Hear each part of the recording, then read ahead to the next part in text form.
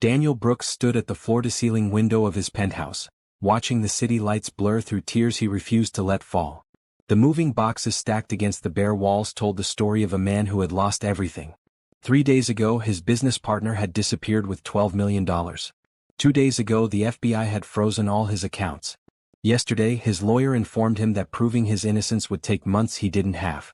Today, he had $17 in his pocket and nowhere to go. The penthouse lease ended in 48 hours. His car had been repossessed. His phone kept buzzing with messages from reporters, angry investors, and former friends who wanted nothing to do with him. Everyone believed he was guilty. Everyone thought Daniel Brooks, the self-made tech millionaire who built safe tech solutions from his garage, had stolen from his own company. He sank to the floor, pressing his back against the cold wall. The headache that had plagued him for 3 days pounded behind his eyes. He hadn't eaten since Tuesday. What was the point? In a week he would be homeless. In a month he would probably be in prison for crimes he didn't commit. His former partner, Greg Martinez, had vanished to some country without extradition treaties, leaving Daniel holding the bag. The sound of a door opening made him look up. A woman in a bright red cleaning service shirt stepped into the penthouse, pushing a cleaning cart. She stopped when she saw him on the floor. "Mr. Brooks?" Her voice carried genuine concern. "Are you okay?" Daniel recognized her. "Beatrice." She cleaned the office building where Safe Tech had its headquarters. For 3 years she had been a quiet presence in his life, arriving after hours, always greeting him with a warm smile when he worked late. He had never really looked at her before, never took the time to see her as anything more than part of the building's staff. "I'm fine," he lied, his voice hoarse. Beatrice set down her supplies and walked closer. She was probably in her late 30s, with kind eyes and an expression that said she had seen hard times herself. Her hair was pulled back in a neat ponytail, and despite the late hour, she looked alert and focused. "You don't look fine." She crouched down near him, maintaining a respectful distance. "When's the last time you ate something?" Daniel couldn't remember. "Why are you here?" "The building management canceled all services." "They canceled payment," Beatrice corrected. "They didn't cancel me. I've been cleaning your office every night this week. Someone needs to keep things in order." "I can't pay you." "Did I ask you to?" She stood and walked to her cart, pulling out a brown paper bag. "I made extra dinner. My kids won't eat leftovers anyway. Turkey sandwich, apple slices, and some cookies. Nothing fancy." She held out the bag. Daniel stared at it, then at her. Pride warred with hunger. Pride lost. "Thank you," he whispered, taking the bag. His hands shook as he unwrapped the sandwich. Beatrice went about her work, giving him space but staying nearby. She dusted the empty shelves and swept the hardwood floors. Daniel ate slowly, savoring every bite. The sandwich was simple but delicious. Real turkey, fresh lettuce, wheat bread. The kind of meal he used to grab without thinking back when he had money. "Why?" he asked after finishing half the sandwich. "Why are you being nice to me? Everyone thinks I'm a thief." Beatrice paused her sweeping. "Are you?" "No." "Then that's all I need to know." She resumed cleaning. "I've worked nights for 12 years, Mr. Brooks. I've seen a lot of people in this building. Rich people, poor people, honest people, liars. You were always kind. You always said good morning even when you were busy. You held the elevator for me when my cart was heavy. Small things, but they matter." Daniel felt something crack inside his chest. He had been so focused on losing his fortune that he forgot there were people who measured worth differently. "I'm being evicted," he admitted. "I have 2 days to leave." "Where will you go?" "I don't know. Shelter, maybe." Beatrice stopped cleaning entirely. She turned to face him, her expression serious. "No. You'll stay with me." "What?" "I have a couch. It's not much, but it's better than the street. My apartment is small, but there's room." Daniel shook his head. "I can't accept that. You don't even know me." "I know enough." Beatrice crossed her arms. "My husband passed away 4 years ago. Cancer. We had nothing, Mr. Brooks. No savings, no insurance, just medical bills that buried us. But people help. Strangers help. They brought us meals, paid for medications, sat with him when I had to work. That kindness kept us alive. Now I have the chance to help someone else. I'm not going to waste it. I couldn't impose on your family like that." "You're not imposing. I'm offering." "Big difference." She walked over and looked him straight in the eye. "Here's what's going to happen. Tomorrow you're going to pack up what you need. I'll come by at 6 o'clock after my day job. We'll move you into my place. You'll sleep on the couch, help out around the apartment, and we'll figure out the next steps together. Understood. Daniel wanted to refuse. He wanted to maintain some shred of his former independence. But the warmth in her eyes, the firmness in her voice, told him this wasn't charity. This was grace. Understood, he agreed quietly. Thank you, Beatrice. I don't know how to repay you. You can start by calling me B. All my friends do. She smiled and returned to her cart. And you can repay me by not giving up. Whatever happened, whoever did this to you, they don't get to win. You fight back. You hear me? I hear you. As B continued cleaning the penthouse, Daniel finished his sandwich and watched her work. She moved with efficiency and purpose, treating his empty apartment with the same care she probably gave every space she cleaned. There was dignity in her work, pride in doing the job well. For the first time in 3 days, Daniel felt something other than despair. It was small, barely a flicker, but it was there. Hope. The kind that came from unexpected places and unexpected people. His phone buzzed again. Another message from a reporter asking for a statement. Daniel ignored it. He had nothing to say to them. But maybe with BA's help he could find something worth saying later. When she finished cleaning, B packed up her supplies. 6 o'clock tomorrow, she reminded him. Don't make me come looking for you. I'll be ready. She headed for the door, then paused. Mr. Brooks? Daniel? Yes. That sandwich? It wasn't leftovers. I made it fresh today just for you. My kids ate before I left. I just thought you might need someone to care. She didn't wait for a response. She simply left, the door clicking softly behind her. Daniel sat alone in his empty penthouse, holding the paper bag that had contained his dinner. Crumbs remained at the bottom, evidence of simple kindness that had somehow filled more than just his stomach. He pulled out his laptop, one of the few possessions he had left. The battery was at 15%. He had no charger, no internet, no resources. But he had 48 hours and a woman who believed in him. That was enough to start. Have you ever had someone show you kindness when you needed it most? When everything falls apart, sometimes a stranger's compassion can change everything. If this story touches your heart, please subscribe and share your thoughts in the comments. Have you ever been that person for someone else? Let us know your story. Daniel spent the rest of the night going through his files, printing what he could on the apartment's small printer before it was packed away. Bank statements, emails, contracts, everything that might help prove his innocence. Greg had been clever, but no one was perfect. There had to be something, some trail he left behind. As dawn broke over the city, Daniel finally allowed himself to sleep. He curled up on the floor with his jacket as a pillow, the printed documents spread around him like armor. Tomorrow would bring new challenges. But for tonight he had a full stomach and a plan. And somewhere in this city, a woman in a red cleaning shirt was probably already at her day job, working hard to support her family, never expecting anything in return for her kindness. Daniel made a silent promise to himself and to her. He would fight. He would clear his name. And someday, somehow, he would make sure Beatrice Johnson knew that her sandwich, her offer, her faith in a stranger had saved his life. The city outside continued its endless rhythm.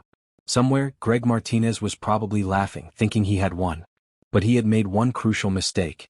He had underestimated Daniel's will to survive. And he had no idea that the janitor he never noticed was about to become Daniel's greatest ally. Beatrice Johnson arrived at exactly 6 o'clock, just as she promised. Daniel had packed his entire life into 4 boxes and 2 suitcases. Everything else had been sold, repossessed, or abandoned. His expensive suits, his designer furniture, his collection of first-edition business books. All gone. What remained were clothes, documents, his laptop, and a few personal items that held sentimental value. That's it? B asked, surveying the boxes. That's it. She nodded approvingly. Good. Means you're learning what matters. She grabbed one of the boxes before he could stop her. My car's downstairs. Let's get moving. Her car was a 15-year-old Honda with a dented bumper and a crack in the windshield. But it ran, and that was more than Daniel had. They loaded his belongings in 3 trips, working in comfortable silence. As they drove through the city, Daniel watched his old neighborhood fade away. The expensive restaurants, the boutique shops, the galleries he used to frequent. That life was over. BA's neighborhood was different.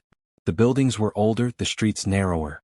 Small shops advertised in multiple languages. People sat on stoops talking.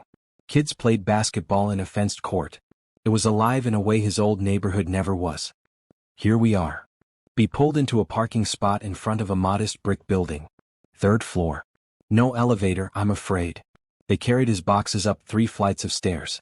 Daniel's legs burned by the second trip, a reminder of how much his body had weakened over the past week. No gym membership anymore. No personal trainer. Just stairs and reality. The apartment was small but immaculately clean. 2 bedrooms, 1 bathroom, a kitchen that opened into the living room. The furniture was old but well maintained.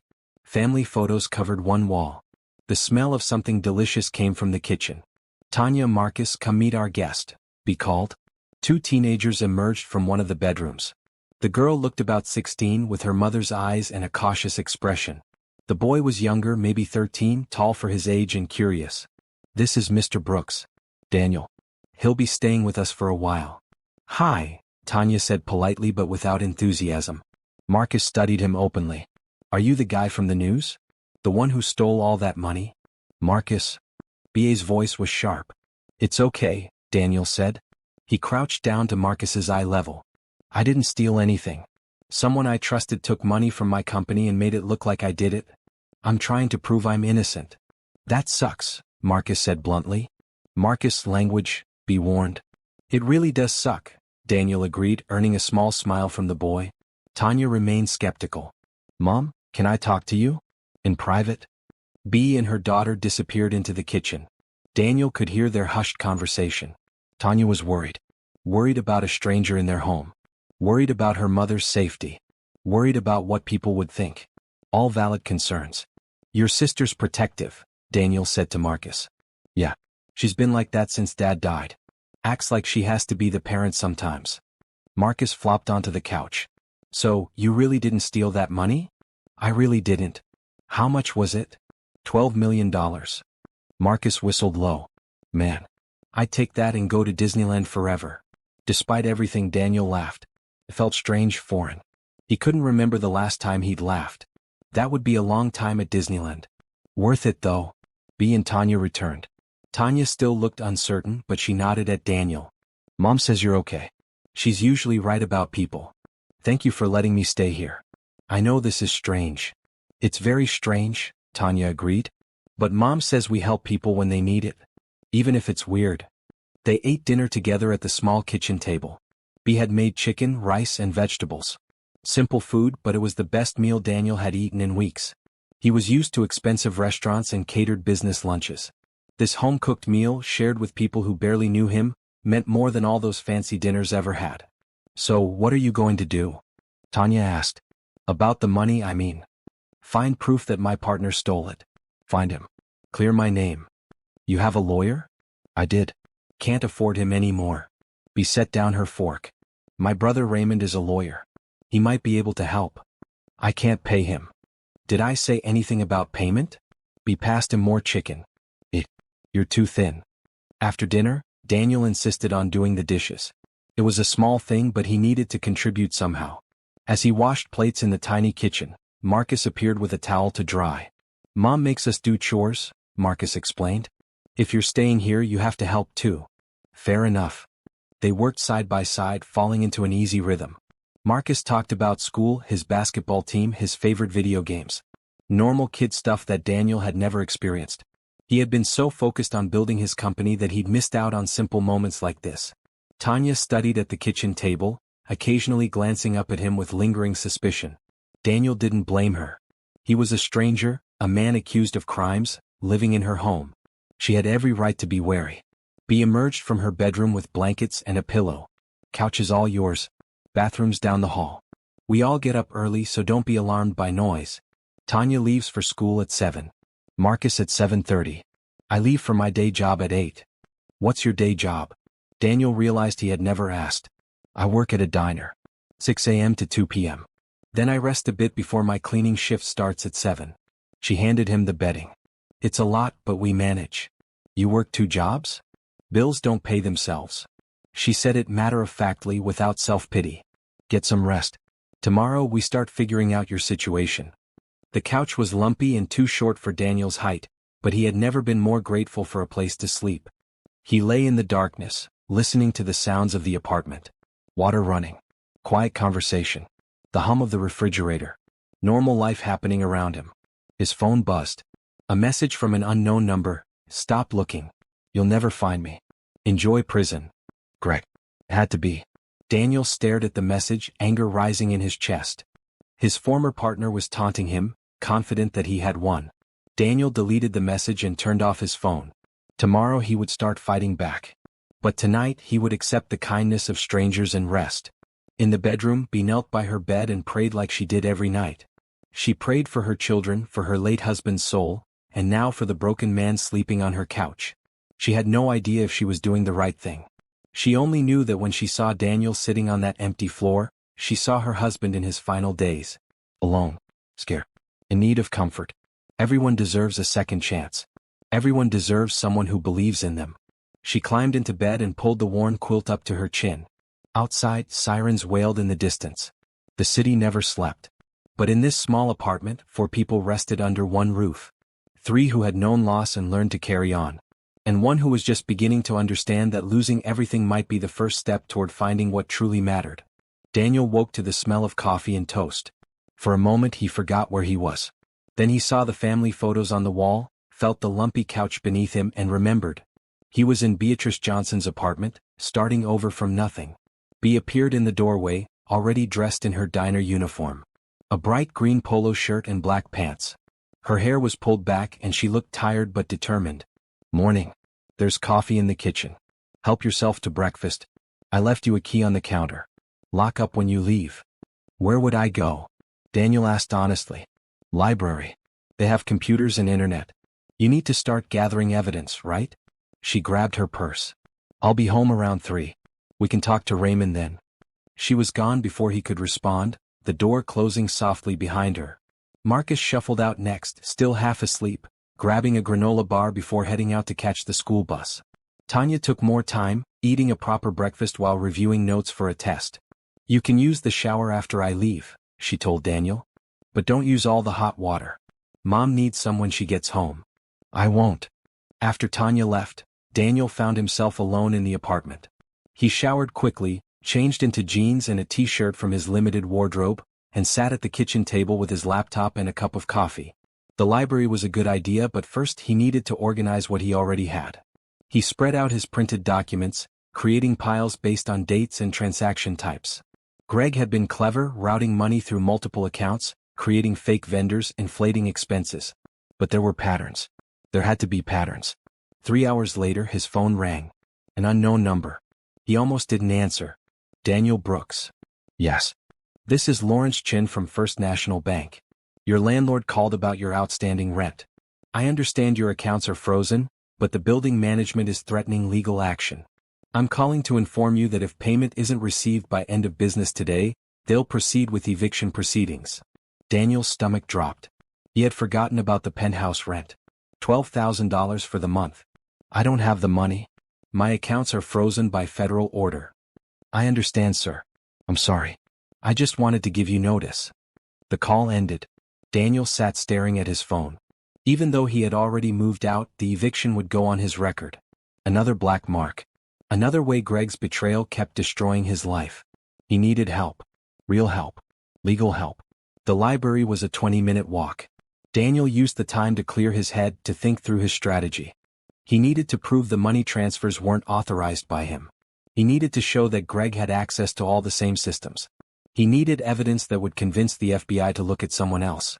The library was busy with students and job seekers. Daniel found an empty computer station and logged into his email. 300 unread messages. Most were from reporters or angry investors. He ignored those and focused on correspondence with Greg from the past 6 months. An email chain about updating the company's financial software. Greg had insisted on being the one to handle the transition. Daniel had agreed, thinking his partner was trying to lighten his workload. In reality, Greg was probably creating backdoors to funnel money out. Daniel forwarded the emails to himself, creating a backup. Small pieces of evidence. Not enough yet, but something. At 3 o'clock he walked back to the apartment.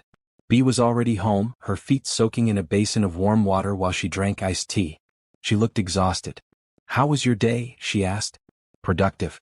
Found some emails that might help. How was yours? Long tips were okay. Had a table that left me 20%, so that was nice. She dried her feet and stood. Raymond will be here at 4. I told him about your situation. He wants to hear everything. Raymond Johnson arrived exactly at 4. He was younger than B, maybe early 30s, dressed in a neat blue suit that had seen better days but was clean and pressed.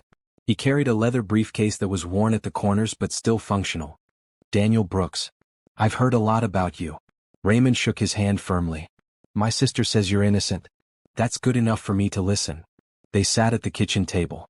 Tanya and Marcus were sent to their room to do homework. Daniel walked Raymond through everything. The discovery of missing funds. Greg's disappearance. The FBI investigation. The frozen accounts. The assumption of guilt. Raymond took notes on a yellow legal pad, asking questions, circling key points. When Daniel finished, Raymond sat back and whistled low. This is complicated. I know. But not impossible. Raymond tapped his pen against the pad. Your partner was smart but rushed. He disappeared too quickly. That suggests panic, not careful planning. Panic people make mistakes. Can you help me? Raymond looked at his sister. B nodded encouragingly. I can try. Full disclosure, I usually handle small claims and contract disputes. This is way above my normal work. But I have friends who specialize in white-collar crime. I can reach out, see if anyone will consult. I can't pay you, Daniel said. I can't pay anyone. My sister is letting you live here rent-free. Feeding you. Caring about you. I think I can manage to file some paperwork and make some calls. Raymond smiled. Besides, if we win, you can buy me a really nice dinner someday. Daniel felt that crack in his chest again, the one that had started when B offered him a sandwich. These people owed him nothing. He had more education, more experience, more resources than any of them. At least he used to. Now he was the one receiving grace. Thank you, he managed. Both of you. I don't understand why you're doing this. B and Raymond exchanged a look. Raymond spoke first. When our dad died, he left Mom with debt and 3 kids to raise. She worked 3 jobs. But the community helped. Church members brought food. Neighbors watched us after school. A local businessman gave Mom a loan at no interest so she could keep the house. We learned that people can be good even when they don't have to be. We're just passing it forward, B added. Someone helped us. Now we help you. Someday you'll help someone else. That's how it works. Daniel nodded, not trusting his voice. These people understood something he had spent his whole career ignoring. Money wasn't security. Community was. Connection was. Love was. Raymond spread out Daniel's documents and began organizing them into categories. We need to establish a timeline. Every transaction, every email, every meeting with your partner. If there are discrepancies between what you authorized and what actually happened, we can build a case for fraud. They worked until dinner time. B ordered pizza, a rare treat she insisted on despite Daniel's protests. As they ate, Marcus and Tanya joined them, asking questions about the case like it was a mystery show. So, the bad guy is in another country? Marcus asked around a mouthful of pepperoni. Probably, Raymond confirmed. Can't the FBI go get him? Not if there's no extradition treaty. Some countries don't cooperate with U.S. law enforcement. That's stupid, Marcus declared. It is, Daniel agreed. But it's reality. After dinner, Raymond packed up his briefcase. I'll start making calls tomorrow. In the meantime, Daniel, keep documenting everything. Any detail, no matter how small. We need to build an airtight case. When Raymond left, Daniel helped B clean up. They worked side by side in the kitchen, a routine already forming between them. She washed, he dried. Easy. Comfortable. Your brother is a good person, Daniel said. The best. He worked 3 jobs to put himself through law school. No one handed him anything.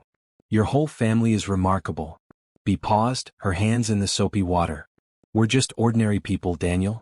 We've had hard times. We've made mistakes. But we try to do right by each other and by others. That's not remarkable. That's just being human. But it was remarkable to Daniel. He had spent years chasing success, building wealth, climbing ladders. He had measured his life in stock options and profit margins. He had forgotten what it meant to simply be kind. That night, lying on the lumpy couch in the dark, Daniel made a decision. If he got through this, if he cleared his name and rebuilt his life, he would be different. He would be better. He would remember the people who helped him when he had nothing to offer in return. His phone buzzed. Another message from Greg's number. Give up. You can't win. Daniel typed back for the first time, watch me. Then he blocked the number and went to sleep. Tomorrow he would fight. But tonight he was safe. Federal, surrounded by people who believed in him. And for now that was enough. The next morning, Daniel woke with purpose. For the first time since his world collapsed, he had a plan and people willing to help execute it. He was up before anyone else, making coffee and reviewing his notes at the kitchen table.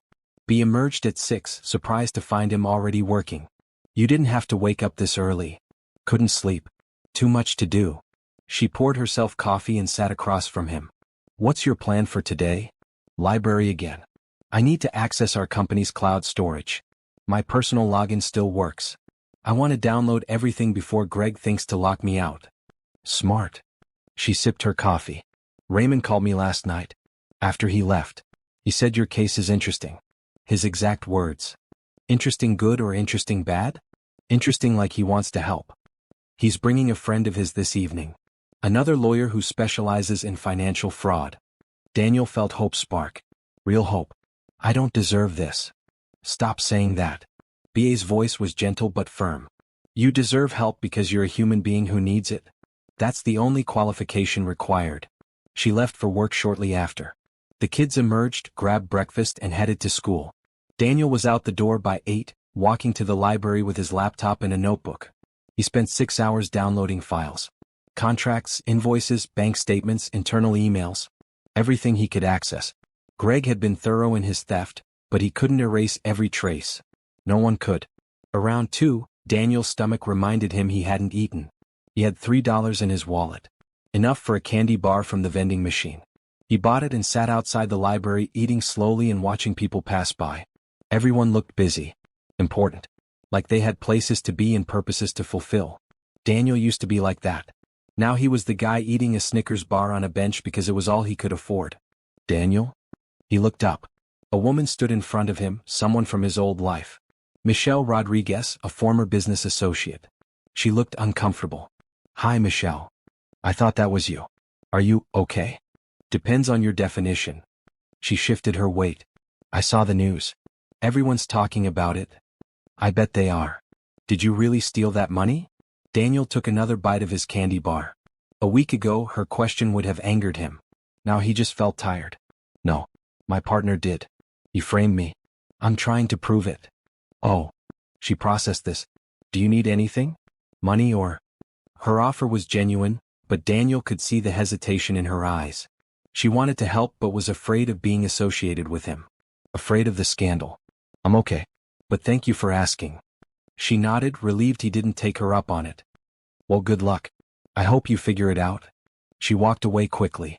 Daniel watched her go. A month ago, she had attended his company's holiday party, drinking his expensive wine and praising his vision. Now she could barely look at him. That was the thing about wealth. It attracted people, but it didn't create real connection. When the money disappeared, so did most of the relationships. But not B. Not Raymond. Not even Tanya and Marcus, who had nothing to gain from helping him. He finished his candy bar and went back inside to continue working. By the time he returned to the apartment at 4, he had downloaded over 10,000 files. It would take weeks to review everything, but somewhere in that data was evidence of Greg's theft. Raymond arrived at 5, bringing his friend. The man introduced himself as Peter Morrison, a lawyer in his 40s with sharp eyes and an easy smile. He wore a maroon blazer and carried himself with confidence. Raymond tells me you've been set up, Peter said, settling at the kitchen table. Tell me everything. Daniel walked through the story again, this time with more detail. Peter asked specific questions about the company's financial structure, about who had access to what accounts, about the timing of transactions. Your partner had complete access to everything? Peter asked. Yes. We split responsibilities. He handled finances. I handled product development and client relations. That's your first mistake right there. Never give anyone complete control. I know that now. Peter studied the documents Daniel had printed. His eyes moved quickly, processing information at an impressive speed. After 10 minutes he looked up. This is good. Really good. Your partner got greedy. See these transactions here? He pointed to a series of transfers. They're too large. If he'd been smarter, he would have taken smaller amounts over a longer period. But he wanted the money fast, which means he made mistakes. Can you prove I didn't authorize them? Daniel asked. Maybe. We need your digital footprint. Where were you when these transactions happened? What devices were you using? If we can show you were logged into the system from your phone in California while someone was transferring money from a computer in New York, that's solid evidence. How do we get that information? Subpoenas. Court orders. It's a process, but it's doable. Peter made notes. I'll take your case. Daniel's heart skipped. I can't pay you. Raymond explained. I'm not worried about payment right now. I'm worried about justice. If you're innocent, and I think you are, then someone needs to fight for you. Consider this pro bono work. Besides, Peter smiled, when we win and your assets are returned, you can pay me then. When we win. Not if.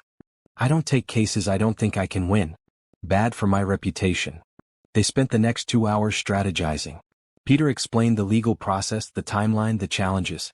It would take months, maybe a year. But there was a path forward. After Peter left, Daniel helped Bea make dinner. She was teaching him to cook simple meals, patient with his mistakes. Tonight they made spaghetti with homemade sauce. Nothing fancy, but the kitchen filled with good smells and easy conversation. You're learning, Bea observed as Daniel stirred the sauce without splashing. I'm trying. I've never cooked before. Always had someone else do it. That must have been nice. I thought so. But this is nice too. Different nice. Tanya and Marcus joined them for dinner. The conversation flowed naturally. Marcus talked about his basketball game. Tanya complained about her chemistry teacher. Daniel shared updates about his case. It felt like family. After dinner, while the kids did homework, Bea pulled out a notebook. I've been thinking about your case, she said. I take accounting classes at night. Community college. I'm working toward my degree. I didn't know that. Not many people do. I started after my husband died. Figured I needed better skills to get a better job. Anyway, I've been looking at your financial statements. The ones you printed. She opened her notebook. Pages of neat handwriting, columns of numbers, highlighted sections. I think I found something. Look at these vendor payments. They're all to companies I can't find online. I Googled every single one. Nothing. They don't exist. Daniel leaned in, studying her notes. She was right. Greg had created fake companies to funnel money through. But Daniel had been so busy with product development that he never questioned the vendor list. This is evidence, Daniel said, excitement building. This proves the fraud. Maybe. We need to confirm these companies are fake. Corporate records, business licenses, that sort of thing. Can we do that? Raymond can. He has access to business databases through his firm. Daniel looked at Bea with newfound respect. She was brilliant. Not educated in the traditional sense, but smart in ways that mattered. She saw patterns. Asked questions. Didn't accept things at face value. You're amazing, he said honestly. She blushed slightly. I just know how to read financial statements. It's more than that. You care. You actually want to help. Of course I do. You're living here. Eating at my table. Part of our routine now. She closed her notebook. Besides, I believe you. And when I believe in someone, I fight for them. Later that night, Daniel couldn't sleep. He lay on the couch thinking about the day's progress. Real lawyers working on his case. Evidence being gathered. A path forward. But more than that, he thought about Bea. Her kindness. Her intelligence. Her unwavering faith in him. He was falling for her. The realization hit him suddenly but felt undeniable. This woman who had every reason to turn him away had opened her home and heart instead. She saw him at his worst and decided he was worth saving. Are you someone who helps others without expecting anything back? When the world turns away, some people choose to stay. If this story resonates with you, please subscribe and tell us about a time when someone's kindness changed your life. Your story might inspire someone else today. Daniel knew he needed to focus on clearing his name. Romance was the last thing he should be thinking about. But the heart didn't follow logic. It followed truth. And the truth was that Beatrice Johnson had become the most important person in his life. He heard movement in the hallway. Bea emerged, wearing a robe, heading to the kitchen for water. She saw him awake. Can't sleep, she whispered. Too much on my mind. She sat on the edge of the couch. Want to talk about it? Just thinking about how different my life is now. A month ago, I wouldn't have believed any of this was possible. Living here. Having people like you and Raymond help me. Learning to cook. It's all so strange. Strange bad. Strange good. Different good. I spent so many years chasing money that I forgot about people. Real people with real problems and real hearts. Bea smiled in the darkness. We're all just doing our best, Daniel. Trying to get through each day, trying to help each other along the way. That's all life is really. A collection of small moments where we choose to be kind or not. You always choose kind. I try. Doesn't always work out, but I try. They sat in comfortable silence for a moment. Then Bea stood. Get some rest. Tomorrow Raymond's going to verify those fake companies. We're making progress. After she left, Daniel closed his eyes and let sleep finally claim him. He dreamed of courtrooms and victory, of cleared names and new beginnings. But mostly, he dreamed of Bea's smile and the way she made him believe in himself again. Sunday morning arrived with the smell of pancakes and bacon. Daniel woke to find Bea already cooking, music playing softly from her phone. She hummed along, moving around the small kitchen with practiced ease. "Morning," he said, sitting up and folding his blanket. "Morning. Hope you're hungry. I always make too much food on Sundays." Tanya and Marcus emerged, drawn by the smell. They gathered around the table, plates loaded with pancakes, bacon, and fresh fruit. It reminded Daniel of television shows he used to watch, idealized families sharing meals. He never thought he'd experience it himself. "What's the plan today?" Marcus asked through a mouthful of pancakes. "Church at 10, Bea said. Then lunch. Then homework for you too." "Do I have to go to church?" Tanya asked, the same question she apparently asked every week based on Bea's eye roll. "Yes. The Lord gave you 7 days. You can give him 2 hours. Daniel shifted uncomfortably. "Should I stay here?" Bea looked at him with surprise. "Why would you stay here?" "I don't want to impose. You're part of the household now. You come with us." She said it like it was obvious. No debate. An hour later, Daniel found himself in a small Baptist church, surrounded by people he didn't know. The congregation was diverse, working-class families dressed in their Sunday best. The building was old but well-maintained, with worn pews and bright stained-glass windows. People greeted Bea warmly, asking about her week, complimenting Tanya's dress, high-fiving Marcus. Then they turned to Daniel with curious but friendly expressions. "This is Daniel," Bea introduced him. "He's staying with us for a while." That was all the explanation she gave, and remarkably, that was all anyone needed. They welcomed him, shook his hand, told him they were glad he came. No one asked about the news. No one mentioned the scandal. They just accepted him because Bea vouched for him. The service was different from anything Daniel had experienced. Loud music. Energetic singing. A pastor who preached with passion about second chances and redemption. People shouted "Amen" and "Preach" throughout. Daniel found himself moved despite his skepticism. The message was simple. Everyone falls, but with help and faith, everyone can rise again. It felt personal, aimed directly at him, though of course it wasn't. After the service, Bea introduced him to more people.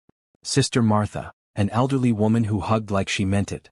Brother William, a mechanic who offered to look at Daniel's car before realizing he didn't have one anymore. Pastor James, who told Daniel that God works in mysterious ways and sometimes uses difficult circumstances to teach important lessons. "Your girl Bea is special," Pastor James said quietly. "She's been through a lot. Lost her husband too young. But she keeps her faith and helps others. She's a blessing." "She is," Daniel agreed, the words "your girl" echoing in his mind. Lunch was at a small soul food restaurant where everyone seemed to know Bea. She insisted on paying, waving off Daniel's protests. They ate fried chicken, collard greens, mac and cheese, and cornbread. Marcus ate like he hadn't been fed in weeks. Tanya picked at her food while texting friends. "Put the phone away," Bea said gently. "We're eating as a family." Tanya complied with a sigh. "Mom, everyone at school is talking about Mr. Brooks. They're saying mean things." Daniel tensed. He hadn't considered how his presence might affect the kids socially. "What kind of things?" Bea asked calmly. "That he's a criminal. That we're stupid for letting him stay with us. Jessica Chen said her parents told her to stay away from me." "Jessica Chen's parents don't know the whole story," Bea said firmly. "Daniel is innocent. He's being framed. And even if he wasn't, we still help people who need it. That's what we do." "But Mom?" "No buts. You know who Daniel is now. You've seen him help around the house, do dishes, be respectful. You judge people by what you see, not by what others say." Tanya nodded reluctantly. Daniel felt guilt wash over him. These kids were suffering because of his situation. "I'm sorry," he said quietly. "I never wanted to cause problems for you all." "You're not causing problems," Marcus said, surprising everyone. "Jessica Chen is stuck up anyway. She thinks she's better than everyone." "Marcus, be warned. It's true. Tanya, tell her if she doesn't want to be your friend because you help people, then she's not a real friend anyway." Out of the mouths of 13-year-olds, Daniel thought. The kid was right. After lunch they went to a park. Marcus played basketball with some friends. Tanya sat on a bench reading. Bea and Daniel walked around the small lake, enjoying the mild weather. I'm causing problems for your family, Daniel said. At school, probably at your work too. A few people at the diner asked questions. I told them you're innocent and they can mind their own business. B. Daniel, stop. You're not responsible for other people's judgment. You're responsible for your own actions. Your actions have been honest and kind. That's what matters. They walked in silence for a while. Ducks glided across the lake. Kids played on swings. Normal Sunday activities for normal families. Daniel felt so far from his old life it seemed like a dream. Can I ask you something? B said suddenly. Of course. What are you going to do when this is over? When your name is cleared and you get your money back? Daniel thought about it. I don't know. Rebuild my company, I guess. But differently. Better. I want to focus on helping people, not just making profit. That's good. She paused. Will you forget about us? The question caught him off guard. What? No. Never. You saved my life, B. All of you. Why would I forget that? Rich people sometimes do. When they don't need help anymore, they move on. Forget the little people who helped them when they were down. Daniel stopped walking. He turned to face her. I'm not like that. Or maybe I was, but I'm not anymore. You changed me. This whole experience changed me. Even if I wanted to forget, which I don't, I couldn't. You're part of my life now. B smiled, but there was sadness in it. You say that now. But when you're back in your penthouse, when you have your fancy dinners and important meetings, you'll remember us as a strange time in your life. A detour. You really think that little of me? I think you're a good person. But I also know how the world works. People from different worlds don't usually stay connected. Daniel wanted to argue to convince her she was wrong. But he understood her fear. She was protecting herself, expecting him to leave eventually. It made sense. He probably would have thought the same thing in her position. I'll prove you wrong, he said simply. When this is over, you'll see. They rejoined the kids and spent the rest of the afternoon together. Marcus taught Daniel some basketball moves. Tanya warmed up to him more, asking about his company and what it was like to run a business. Daniel answered honestly, not sugarcoating the difficulties. On the drive home, Marcus fell asleep in the back seat. Tanya plugged in her headphones. B drove in comfortable silence, occasionally humming along to the radio. Daniel looked out the window at the passing neighborhoods. Modest homes with small yards. Kids riding bikes. People sitting on porches. This was real life. This was community. This was what mattered. When they got home, there was a package at the door. No return address. Daniel's name on the label. What is it? B asked. Daniel opened it carefully. Inside was a burner phone and a note. You want proof? Meet me at Coffee Corner tomorrow at noon. Come alone. A friend. Who sent this? Tanya asked, peering over his shoulder. I don't know. Daniel turned the note over. Nothing else. Could be a trap, B said, her voice worried. Could be help. Raymond arrived later that evening for their weekly family dinner. When he saw the note, he frowned. Don't go alone. The note says. I don't care what the note says. This could be dangerous. Or it could be someone from inside my company. Someone who knows what Greg did and wants to help. They debated for an hour. Finally, they compromised. Daniel would go to the meeting, but Raymond would be nearby. They would use the burner phone to stay connected. That night, lying on the couch, Daniel thought about tomorrow. About the mysterious package and what it might mean. About BA's question at the park and her fear that he would forget them. He wouldn't. Couldn't. These people had become his anchor, his reason to keep fighting. Whatever happened tomorrow, whatever happened with his case, he knew one thing for certain. His life was divided into two parts now, before Beatrice Johnson and after. And the after was infinitely better, even with all the problems. Monday morning arrived with nervous energy.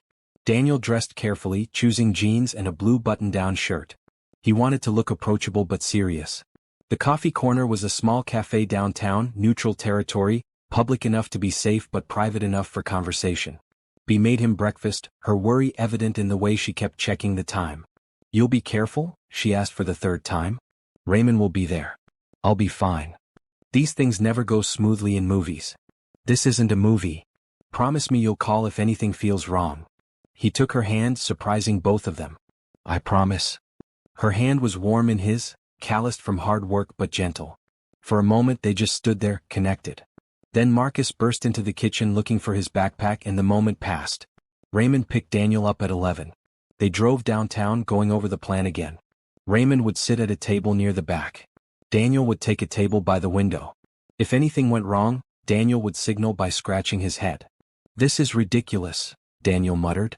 "Like we're in a spy movie." "Better safe than sorry," Raymond replied.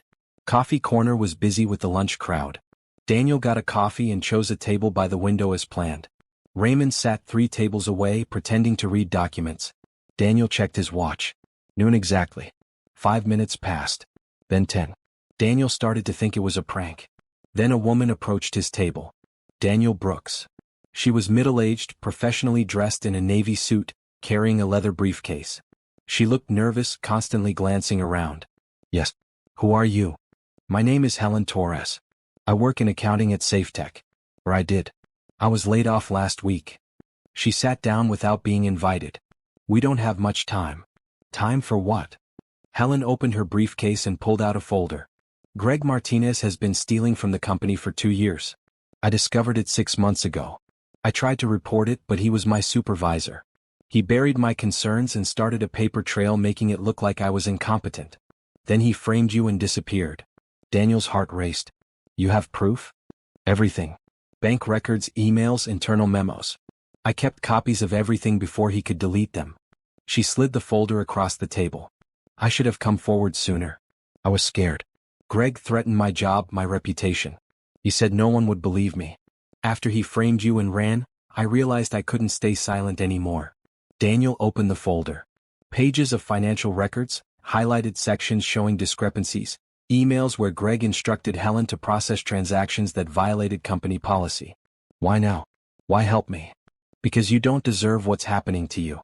And because my conscience won't let me stay quiet." Helen glanced at her watch. "I have to go. My lawyer advised me to turn this over to the authorities, but I wanted you to have copies first. You deserve to know the truth." "Thank you. You have no idea what this means." "I think I do." Helen stood.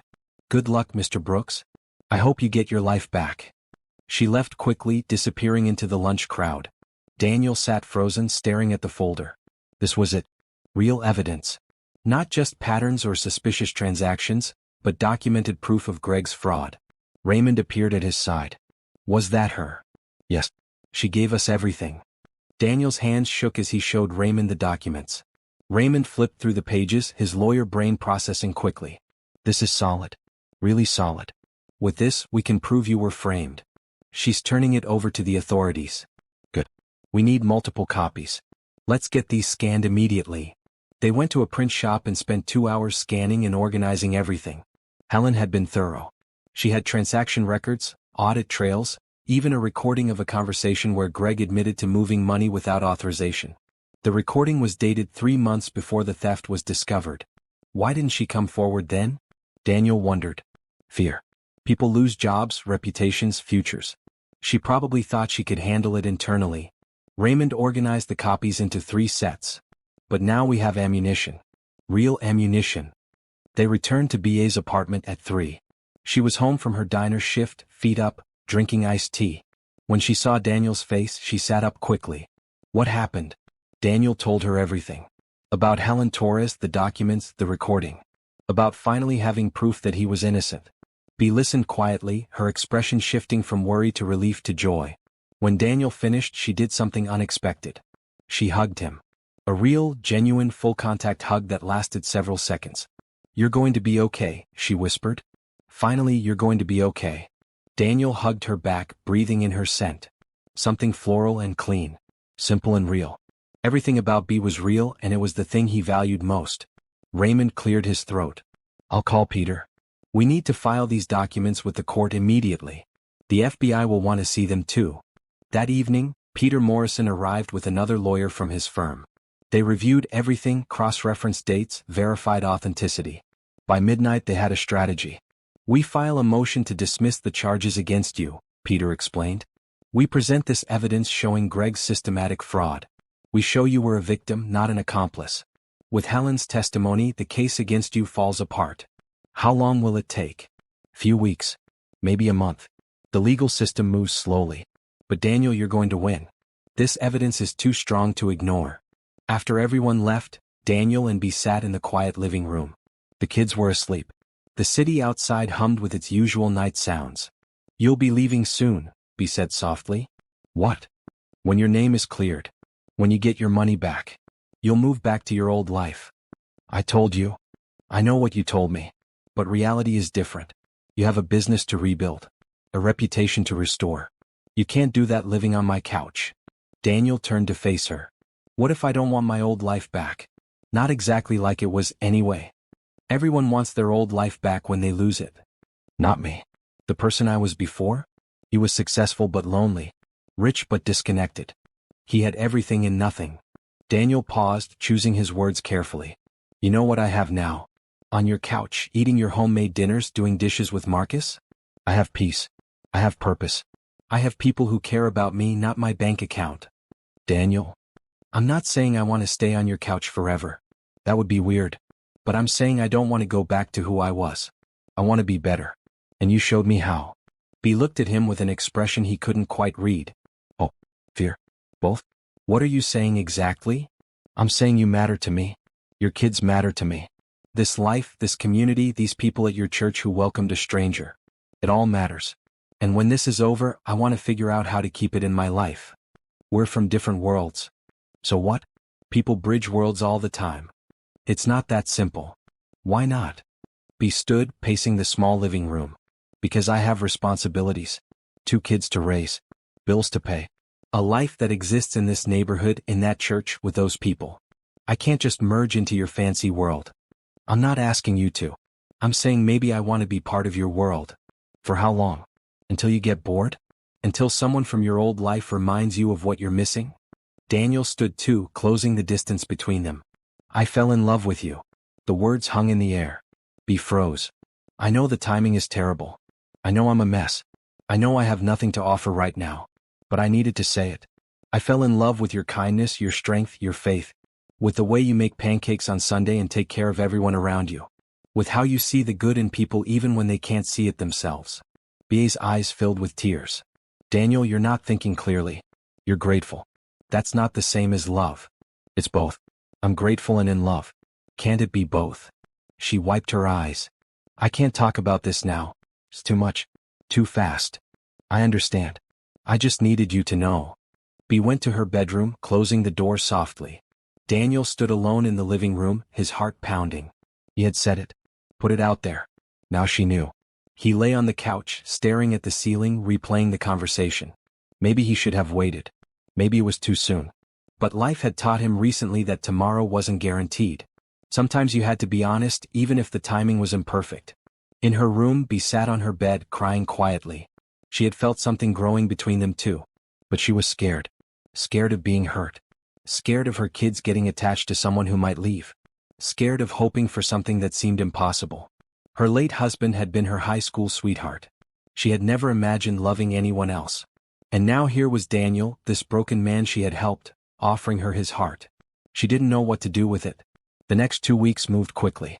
Peter and Raymond filed motions with the court. The FBI reopened their investigation based on Helen Torres's evidence. News outlets that had crucified Daniel suddenly wanted interviews to hear his side of the story. Through it all, Daniel stayed in B.A.'s apartment, living in limbo between his old life and something new. The dynamic between him and B changed after his confession. They were more careful around each other, overly polite, avoiding the heavy conversation they needed to have. But small moments kept happening. Hands brushing while doing dishes. Eyes meeting across the dinner table. Comfortable silences that spoke louder than words. Tanya noticed.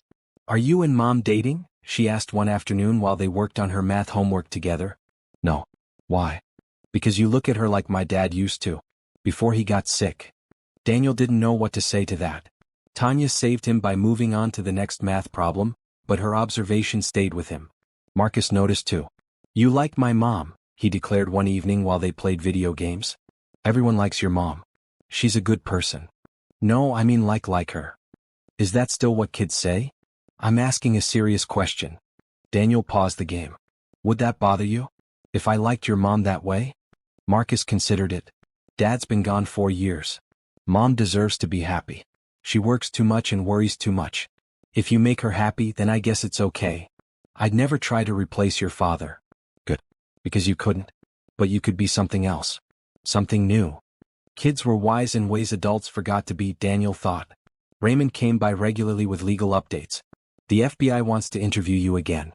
This time they're investigating Greg, not you. When? Friday. Peter will be with you. It's just a formality at this point. They have Helen's evidence. They have the audit trail. They know you're innocent. Daniel should have felt relieved. Instead, he felt anxious. Once his name was cleared, everything would change. The question was, change into what? On Thursday evening, BA's church held a potluck dinner. She invited Daniel, who had become a regular at Sunday services. He made pasta salad following a recipe B taught him, proud of his improving cooking skills. The church fellowship hall filled with people and food. Everyone knew about Daniel's situation now. Instead of judgment, he received encouragement. Sister Martha squeezed his hand and told him she was praying for justice. Brother William offered him a job at his mechanic shop if he needed work. Pastor James pulled him aside for a private conversation. B told me you're getting close to clearing your name. Yes, sir. That's good. Real good. But I'm more interested in what happens after. After? After your name is cleared. After you get your money back. What then, son? Daniel looked across the room where B was laughing with friends, her face lit up with genuine joy. I'm not sure yet. Let me tell you something about B. She's special. Strongest woman I know. But she's been hurt. Lost her husband. Struggled to keep her family together. She doesn't trust easy anymore. I know. Do you? Because it's one thing to say you care when you're living on her couch with nothing. It's another thing to still care when you have options again. I'm not going to hurt her. I don't think you mean to. But intentions don't always match actions. You're a good man, Daniel. I can see that. But you're also a man returning to a very different world. Just remember what matters. And who matters. The conversation stayed with Daniel through dinner, through the cleanup, through the drive home. Pastor James was right. It was easy to value simplicity when you had no choice. Would he still value it when complexity was an option again? That night, after the kids went to bed, B and Daniel ended up on the small balcony off the living room. It barely fit 2 chairs, but they squeezed in, looking out over the neighborhood. Lights twinkled in windows. Somewhere, someone was playing music. You've been quiet tonight, B observed. Pastor James gave me some things to think about. He's good at that. What did he say? He asked what I'm going to do after my name is cleared. Made me think about choices and priorities. B was quiet for a moment. Have you decided? I've decided what I want. Not sure if I can have it. What do you want? Daniel turned to look at her. She was wearing a green sweater, her hair loose around her shoulders. She looked tired but beautiful. Real. Everything he never knew he needed. I want to rebuild my company but differently. Focus on ethical technology that helps people. Create jobs that pay well and treat employees fairly. Use profit to fund community programs. He paused. And I want to do it near here. Near this neighborhood. Near your church. Near you. Daniel. I'm not asking you to make any decisions tonight. I know you need time. I know I need to prove myself. But I wanted you to know my plan. When this is over, I'm not disappearing. I'm staying. B looked out over the neighborhood, processing his words. What about your old life? Your friends, your connections, your world? What friends? Everyone disappeared when the money did. The connections were superficial. The world was empty. He reached for her hand, and this time she let him take it. This is real. You're real. Your kids are real. The people at your church are real. This is what I want. It's easy to say that now. I know. So let me prove it. Give me time to show you I mean it. She looked at their joined hands, then at his face. What are you really asking? I'm asking if, maybe, when all of this is settled, you'd let me take you on a proper date. Dinner. Conversation. Just us. To see if this thing between us is real or just circumstance. And if it's just circumstance? Then we stay friends. I still rebuild my life near here. Your family still matters to me. But we figure out the boundaries. And if it's real? Then we see where it goes. No pressure. No expectations. Just honest exploration. B was quiet for a long time. Daniel waited, holding her hand, listening to the city around them. Finally she spoke. Okay. One date. After everything is settled. After your name is cleared and your life is back on track. We'll go to dinner and talk. Really talk. About what this is and what it could be. That's all I'm asking. She smiled, and it was like sunrise. You're going to regret this, you know. Dating a woman with 2 teenagers and a full-time job and strong opinions about everything. Can't wait. They sat together on the tiny balcony, hands joined, looking out at the neighborhood that had become Daniel's home. Somewhere in this city, Greg Martinez was probably enjoying stolen money. Somewhere, lawyers were preparing court documents. Somewhere, the machinery of justice was slowly turning. But here, in this moment, Daniel had what mattered. Hope. Connection. The promise of something real. The path ahead was uncertain. But for the first time in months, Daniel wasn't afraid of uncertainty. He had learned that losing everything could teach you what everything really meant. And it meant this. It meant her. It meant home. Friday arrived with the weight of significance. Daniel dressed in the one suit he had kept, a charcoal gray one that B had pressed for him the night before. Peter Morrison picked him up at 8, briefcase full of evidence, confidence radiating from every gesture. "This is it," Peter said as they drove downtown. "After today your nightmare ends." The FBI building was imposing, all concrete and glass and serious faces. Daniel had been here once before, 3 months ago, when they treated him like a criminal. Today felt different. Today he walked in with his head high, innocent and able to prove it. Agent Sarah Mitchell met them in the lobby. She was the lead investigator, the one who had frozen Daniel's accounts and recommended charges. She looked uncomfortable now, a rare display of emotion from someone trained to remain neutral. "Mr. Brooks, thank you for coming in. Did I have a choice?" Daniel couldn't keep the edge from his voice. "Fair point." She led them to a conference room. "I owe you an apology. We moved too fast based on circumstantial evidence." Helen Torres's testimony and documentation paint a very different picture. "So you believe me now?" "We believe the evidence. Which shows that Gregory Martinez orchestrated an elaborate fraud, with you as the intended scapegoat." They spent 3 hours going over everything. Every transaction, every forged signature, every fake vendor. Helen had given them enough to build an airtight case against Greg. The FBI had already issued a warrant for his arrest and was working with Interpol to locate him. "What happens to my assets?" Daniel asked. "The freeze will be lifted within 48 hours. Your accounts will be restored. The court will also award you damages from your company's insurance policy to cover the stolen funds."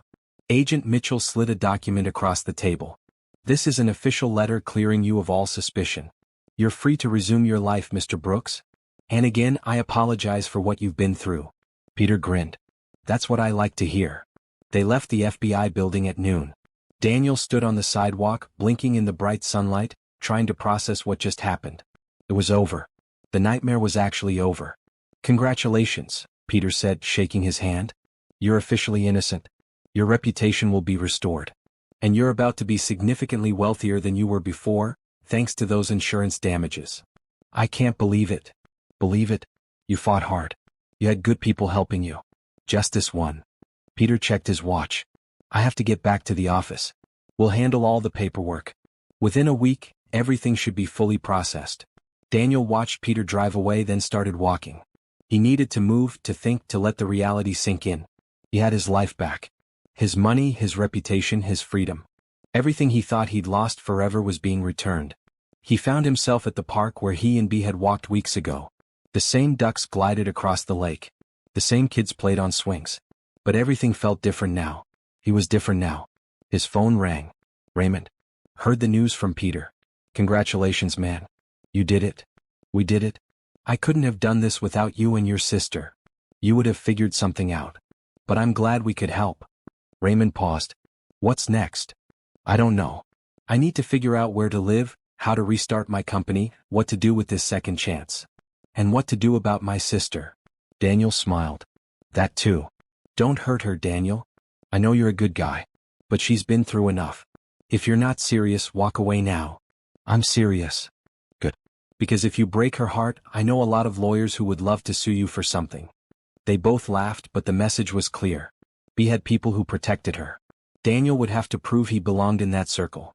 He spent the afternoon walking, thinking, planning. By the time he returned to the apartment at 5, he had the outline of a plan. B was home cooking dinner. The smell of roasted chicken filled the apartment. She looked up when he entered, reading his expression immediately. "It went well?" "It went perfectly. I'm cleared. Completely and officially cleared." She set down her knife and walked to him, pulling him into a hug. "I knew it would work out. I knew it." Daniel held her, allowing himself to feel the relief, the joy, the gratitude. "I couldn't have survived this without you." "Yes, you could have. You're stronger than you think." "Maybe. But I wouldn't have wanted to." They stood together in the small kitchen, holding each other, letting the weight of the past months finally lift. Then the door burst open and Marcus ran in, followed by Tanya. "Is it true?" Marcus asked. "Did they really clear your name?" "It's true. I'm innocent. Officially." Marcus whooped and high-fived him. Even Tanya smiled, genuine and warm. "This calls for a celebration," B declared. "Dinner is almost ready. We'll eat, then we'll have dessert. I made your favorite, Marcus. Chocolate cake." They gathered around the table like they had done dozens of times before. But tonight felt different. Special. This wasn't just dinner. It was a victory feast. A marking of the end of one chapter and the beginning of another. "So what happens now?" Tanya asked as they ate. "Do you move back to your fancy penthouse?" "I need to find a place to live," Daniel admitted. "But not a penthouse. Something smaller. Something that feels like home." "What about the couch?" Marcus joked. "It's all yours." Everyone laughed, but Daniel saw the question in B.A.'s eyes. When would he leave? How would this new dynamic work? After dinner, after cake, after the kids went to their rooms to do homework, Daniel helped B clean up. "We need to talk," he said. "I know." They went to the balcony again, their spot for difficult conversations. The night was cool, the city lights bright below. "My accounts will be unfrozen in 2 days," Daniel said. "I'll be able to afford a place to live again. To restart my life." "That's good. Really good. But I meant what I said before. I want to stay near here. Near you. I want that date. I want to see if this is real." B leaned against the railing. "You're about to be wealthy again. You could live anywhere, do anything. Why stay here?" "Because here is where I learned what matters. Because here is where I found people who cared about me when I had nothing. Because here is where you are. Daniel, you're in transition. You're grateful and emotional. That's natural. But when you get back to your old life." "I don't want my old life. How many times do I have to say it?" "But you don't really know what you want yet. You're still figuring it out. I know I want you in my life. However that looks. Friend, partner, whatever you're comfortable with. But I'm not walking away now that I can afford to." B turned to face him. "This scares me. You scare me. Not because you're a bad person, but because I could really fall for you. And then what? You realize this neighborhood is too loud, my job is too humble, my life is too simple. You get bored and leave. I've already lost one person I loved. I can't do it again." Daniel took her hands. "I can't promise I'll never leave. Life happens. People grow. Things change. But I can promise I'm here now, fully here, wanting to explore this thing between us. I can promise that your neighborhood, your job, your life is anything but too simple. It's real and beautiful and exactly what I've been missing." "What about your company? Your career?" "I'll rebuild. But differently. I want to focus on ethical technology. Maybe work with local communities. Create something that matters beyond profit margins." He squeezed her hands. "I want to build something good. And I'd like you beside me while I do it. Not because I need you to take care of me, but because you inspire me to be better." Tears filled B.A.'s eyes. "You really mean this?" "Every word." She took a shaky breath. "Okay. Yes. Let's try. Let's have that date and see where it goes. But slow. We go slow. As slow as you need.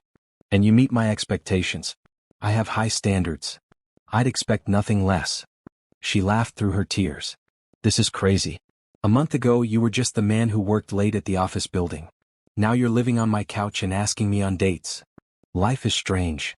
"Life is beautiful," she corrected. He pulled her close, resting his chin on top of her head. They stood like that for a long time, holding each other, watching the city lights, feeling the future spread out before them full of possibility. Inside the apartment, Marcus peeked out from his bedroom. He saw them on the balcony and smiled. His mom looked happy. Really happy. For the first time since Dad died, she looked like maybe, just maybe, joy was possible again. He went back to his homework, humming quietly. Sometimes good things happen to good people. His mom was the best person he knew. She deserved this. Deserved someone who looked at her the way Mr. Brooks did. Yeah, this was going to work out just fine.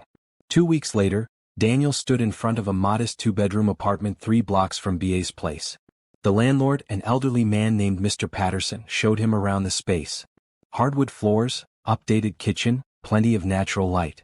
Nothing fancy but clean and comfortable. "I'll take it," Daniel said. Mr. Patterson looked surprised. "Don't you want to see other places? Compare prices? This is perfect. When can I move in?" "First and last month's rent, security deposit. You can move in Saturday." Daniel wrote the check, his first use of his restored accounts. It felt good to have money again, but better to use it for something simple and real. He spent the next days shopping for furniture. Not the expensive designer pieces he used to own, but practical items from local stores.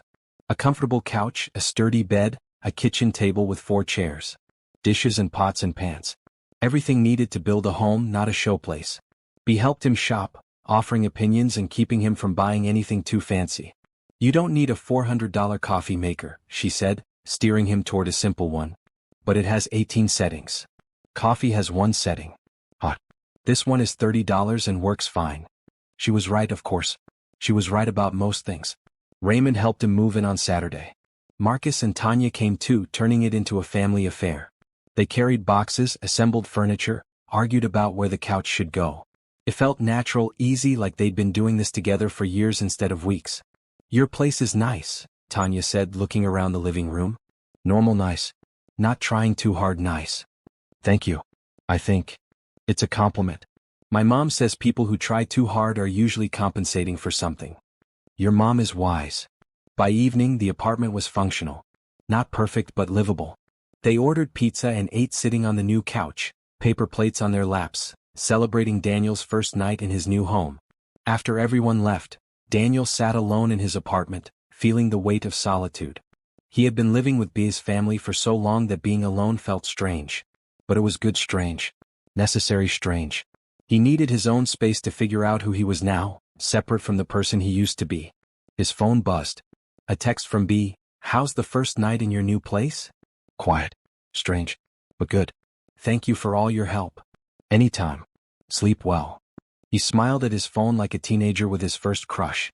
This thing between them was growing, becoming something real. But they were taking it slow, just as Bea wanted. The next week, Daniel started working on his company's resurrection. But instead of diving back into safe tech solutions, he created something new. Brooks Technology Initiative, a nonprofit focused on bringing technology education to underserved communities. He rented office space in BA's neighborhood. A small suite in a converted warehouse, nothing fancy but functional. He hired 3 employees to start. People from the community. People who needed chances like he had been given. His first project was creating a coding boot camp for local high school students. Free classes, mentorship from industry professionals, internship opportunities. The kind of program that could change lives. Pastor James let him present the idea at church. The response was overwhelming. Parents signed their kids up. Community members volunteered to help. Local businesses offered support. Within 2 weeks, Daniel had 20 students enrolled and a waiting list of 30 more. "You're really doing this," Bea said one evening as they walked through the neighborhood after class. "I'm really doing it. Feels good. Different from before, but better." "What was it like before?" "Running Safe Tech." "Stressful. Always chasing the next contract, the next investor, the next level of growth. Never stopping to ask why or who it was helping. And now I wake up knowing I'm making a difference. Even if it's small. Even if it's just teaching kids to code. It matters." They walked in comfortable silence, their hands occasionally brushing but not quite holding. The slow approach Bea wanted. Daniel respected it, even though part of him wanted to rush forward. "I signed up for more classes at the community college," Bea said suddenly. "Advanced accounting. Business management. I'm thinking about getting my bachelor's degree." "That's incredible. When do you start?" "Next semester. It'll mean cutting back on my cleaning hours, but I think I can make it work with my diner job and financial aid. I could help with tuition." "No." She stopped walking. "I appreciate the offer. Really. But I need to do this myself. Need to know I can." "I understand." They resumed walking. Daniel wanted to push, to insist he could help, but he understood her need for independence. She had been taking care of herself and her kids for years. She didn't need rescuing. She needed support, not salvation. The following Sunday, Pastor James announced that Daniel's boot camp had received a grant from a major tech company. $10,000 to expand the program and provide computers for students who didn't have them. After service, people congratulated Daniel, thanking him for investing in their community. He felt uncomfortable with the praise. He wasn't doing anything special. He was just using his resources and skills where they were needed. But Sister Martha pulled him aside. "Don't dismiss what you're doing, young man. You had a choice. You could have gone back to your old life, chased money, forgot about us. But you stayed. You're building something here. that matters. That evening, Daniel and Bea finally had their first official date. He picked her up at 7, nervous like a teenager. He wore dark blue slacks and a white button-down.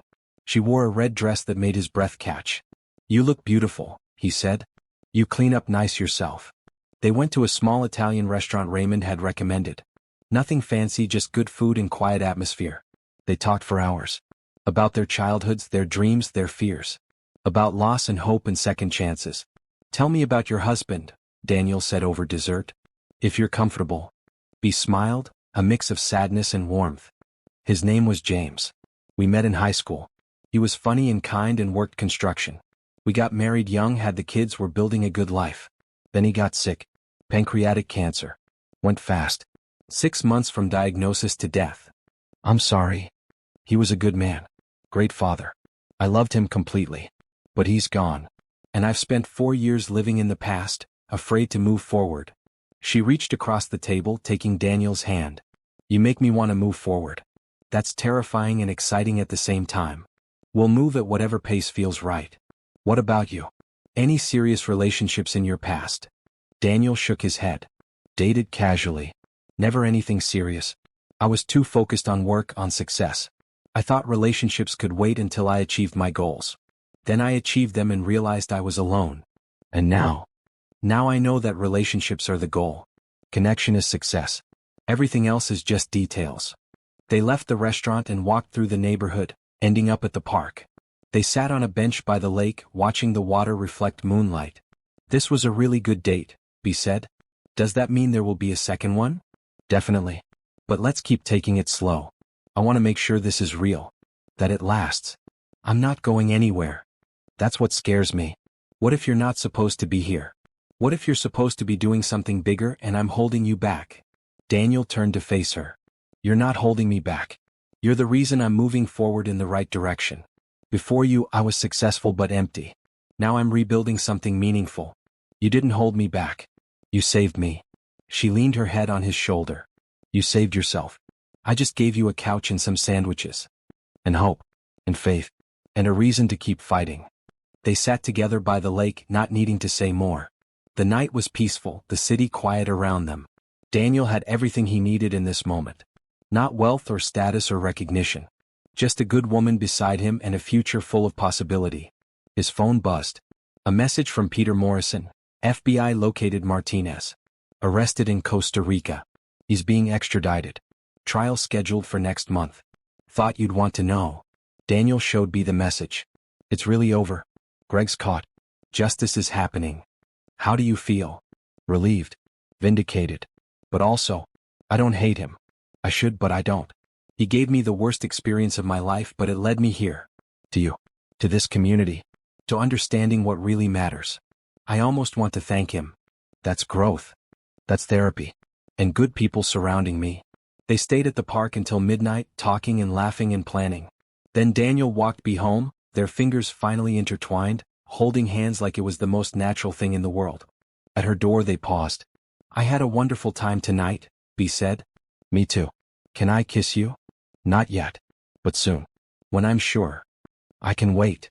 Thank you for being patient. Thank you for being worth waiting for." He walked home alone, his heart full. Slow was hard, but slow was right. They were building something solid, something that would last. And that required a foundation, not just passion. His new apartment welcomed him, cozy and warm. His space. His fresh start. His second chance at getting life right.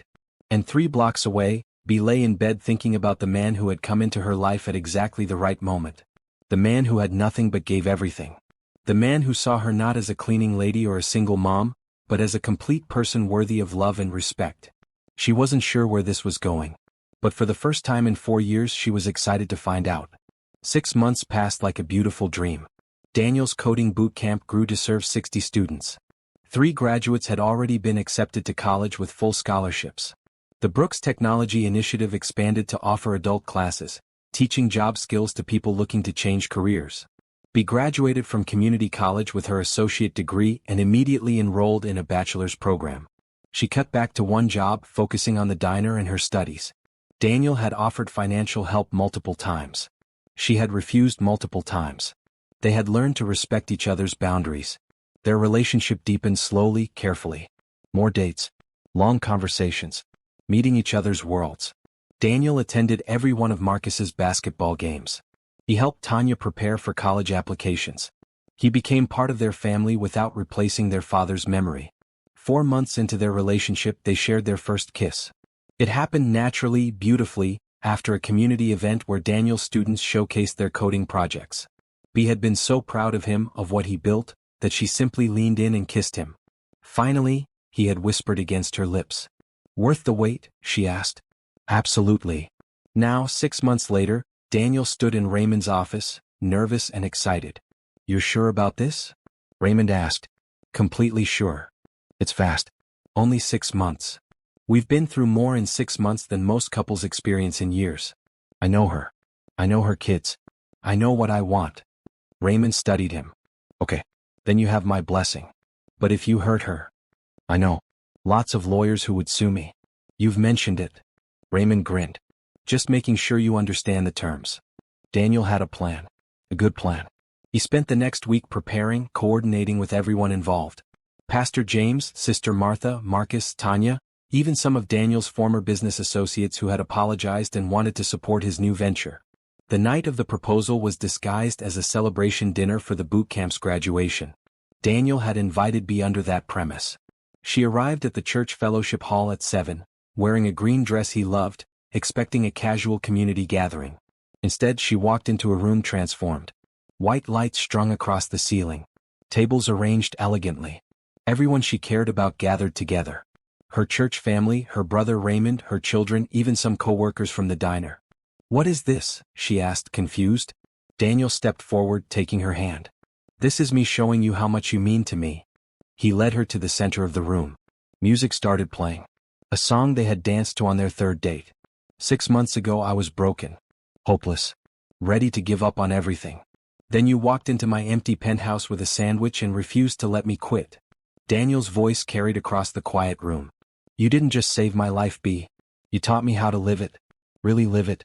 With purpose and kindness and love." Tears started forming in Bea's eyes. She looked around at all the faces watching them, then back at Daniel. "You showed me that wealth isn't measured in money. It's measured in relationships and community and making a difference in people's lives. You gave me everything when I had nothing. And now, I want to give you everything I am for the rest of my life." Daniel got down on one knee. The room erupted in gasps and cheers. Bea's hands flew to her mouth.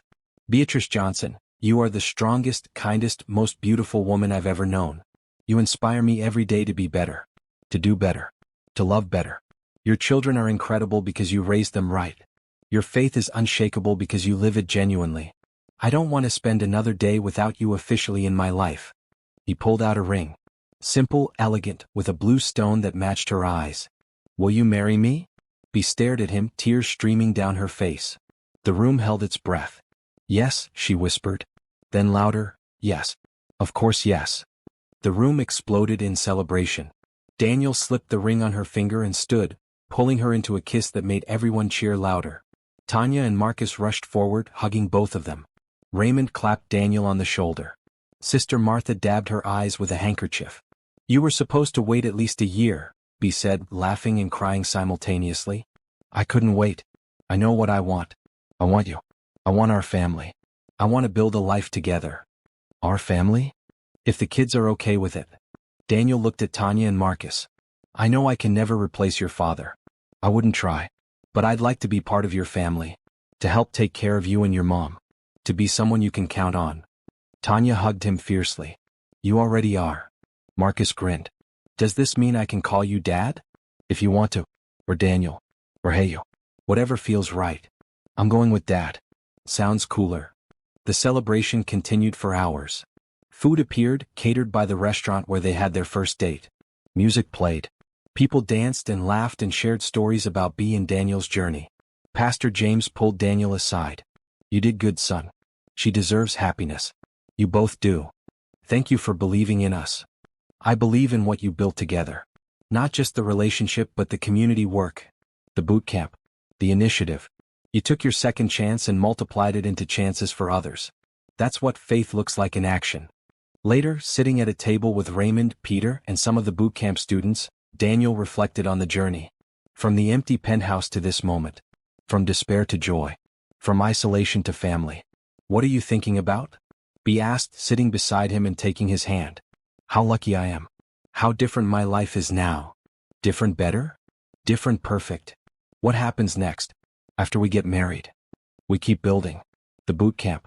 Your degree. Our family. We create a life that matters. Together. Sounds like a good plan. The best plan. They stayed at the celebration until midnight. Then they walked home together, their hands intertwined, their hearts full. Marcus and Tanya walked ahead, already planning the wedding and arguing about details. They're happy, B observed. They are. Are you? She stopped walking and turned to face him. I'm happier than I ever thought I could be again. After James died, I thought that part of my life was over. That I'd just be a mom and worker, existing but not really living. Then you showed up. Broken and lost and needing help. And somehow helping you helped me too. We saved each other. We did. And now we get to build something new together. At her apartment building they paused. Come upstairs, she said. Have coffee. Celebrate a little longer. Are you sure? It's late. I'm sure. Besides, we need to start planning. I want a small wedding. Just family and close friends. Nothing fancy. Whatever you want. They went upstairs. The kids immediately disappeared to their rooms, giving them privacy. B made coffee while Daniel sat at the kitchen table where he had eaten so many meals over the past months. This place holds a lot of memories, he said, looking around. Good ones? The best ones. This is where I learned to live again. Where I found family. Where I fell in love. B brought the coffee and sat beside him. Where do you want to live after we're married? Your place? Here. Somewhere new. I don't care where we live as long as we're together. But practically we'll need more space. Maybe a house with a yard. Somewhere the kids can have their own rooms. Somewhere we can build a real home. That sounds perfect. Nothing too fancy though. I want normal. I like normal. Normal is my favorite thing about you. They talked until 2 in the morning. About wedding plans. About combining their lives. About the future they would build together. Everything felt possible, exciting, right? When Daniel finally went home, walking the 3 blocks to his apartment, he felt complete. Not because he had regained his wealth or cleared his name, but because he had found something more valuable than anything he lost. He had found love. Real, honest, transformative love. The kind that made him want to be better. The kind that saw his flaws and chose him anyway. The kind that built rather than consumed. The next morning he woke to a text from B. Good morning, fiancé. Can't wait to spend forever with you. He smiled at his phone, feeling like the luckiest man alive. Good morning, future wife. Forever sounds perfect. Greg Martinez went to trial 3 weeks later. Daniel attended, sitting in the courtroom with B beside him. He watched his former partner get convicted on 12 counts of fraud and sentenced to 15 years in prison. Justice served. But Daniel felt no satisfaction in Greg's downfall. He felt sadness for wasted potential, for choices that destroyed lives. He hoped Greg would use his prison time to become better, to understand the harm he caused. After the trial, reporters wanted statements. Daniel gave them one. This chapter is closed. I'm focused on the future now. On building something meaningful. On making a difference. That's all. No bitterness. No anger. Just peace and purpose. The wedding took place 3 months later in the same church where they first met. Small and intimate, exactly as B wanted. She wore a simple ivory dress. Daniel wore a blue suit. Tanya was maid of honor. Marcus walked his mother down the aisle, proud and trying not to cry. Pastor James officiated.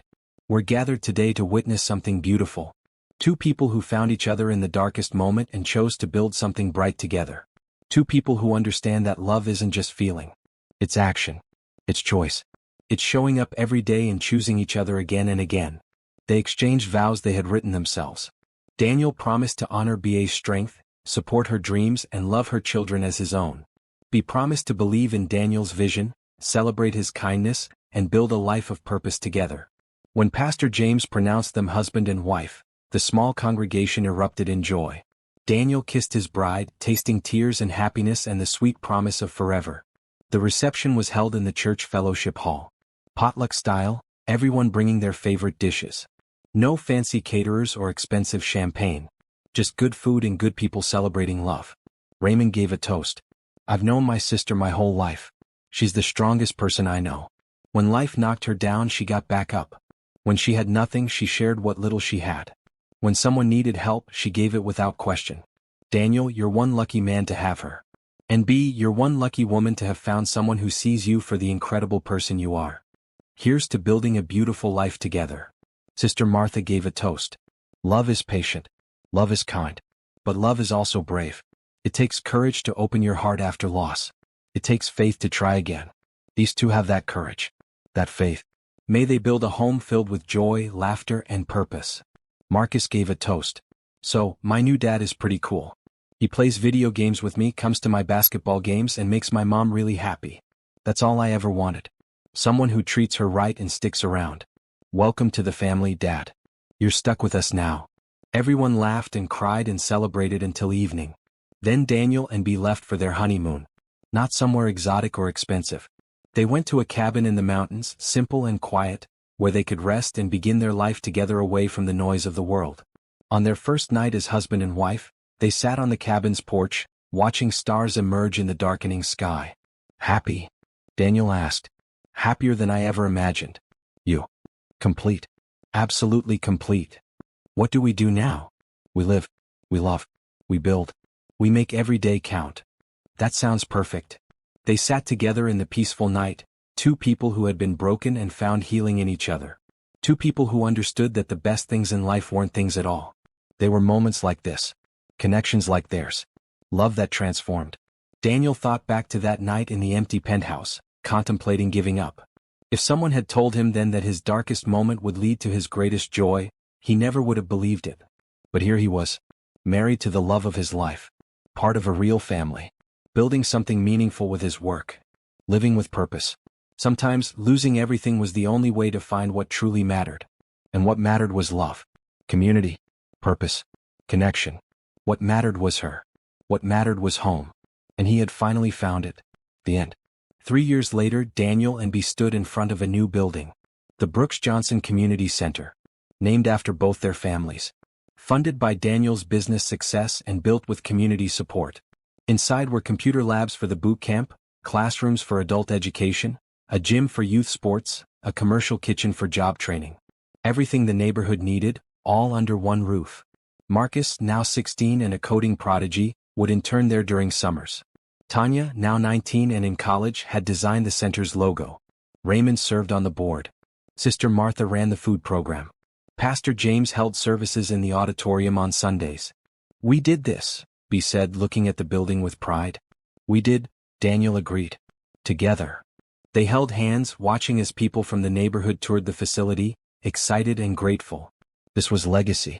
This was impact. This was what wealth was meant to do. Help people.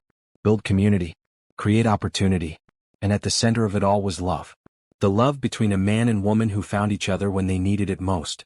The love that transformed despair into hope. The love that proved second chances were real. The love that saved them both.